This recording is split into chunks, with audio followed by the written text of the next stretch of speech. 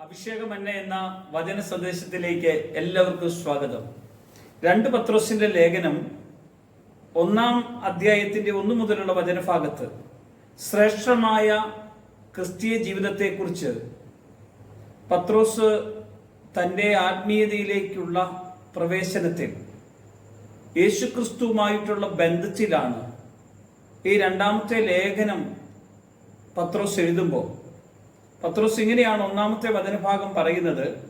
യേശുക്രിസ്തുവിന്റെ ദാസനും അപ്പസ്തോലനുമായ ശിമിയോൻ പത്രോസ്, നമ്മുടെ ദൈവത്തിന്റെയും രക്ഷിതാവുമായ യേശുക്രിസ്തുവിന്റെയും നീതിയാൽ ഞങ്ങൾക്ക് ലഭിച്ചതുപോലെ അതേ വിലയേറിയ വിശ്വാസം ലഭിച്ചവർക്ക് എഴുതുന്നു.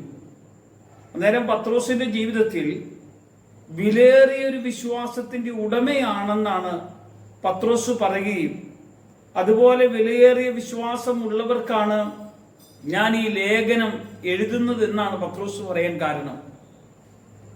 പത്രോസ് എന്ന മനുഷ്യൻ ഒരു സാധാരണ മനുഷ്യനായിരുന്നു.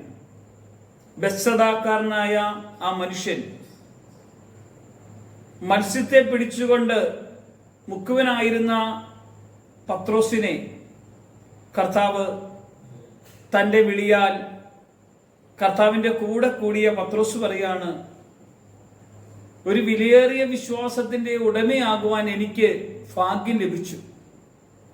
എന്നാൽ തൻ്റെ 2-ാം ലേഖനത്തിൽ വിലയേറിയ വിശ്വാസത്തിന്റെ ഉടമകളായവർക്ക് വേണ്ടിയാണ് ഞാൻ ഈ ലേഖനം എഴുതുന്നതെന്ന് പത്രോസ് പറയുമ്പോൾ, അങ്ങനെ ആ വിലയുള്ള ഒരു വിശ്വാസത്തിന്റെ ഉടമകളായ അനേകരുണ്ട് എന്നാണ് അതിൻ്റെ അർത്ഥം.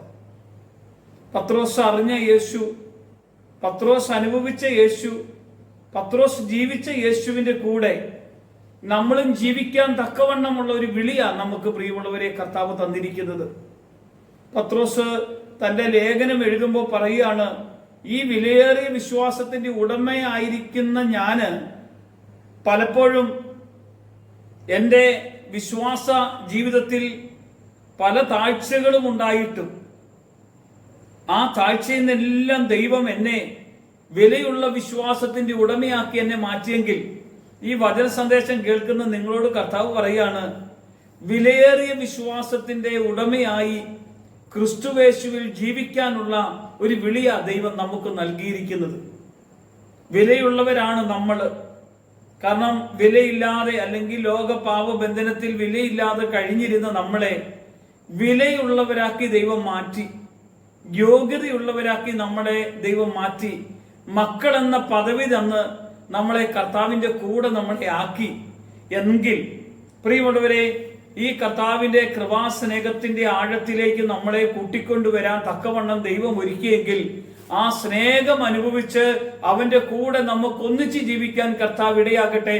കർത്താവ് അനുഗ്രഹിക്കട്ടെ. യേശുവിന്റെ നാമത്തിൽ തന്നെ ആമേൻ.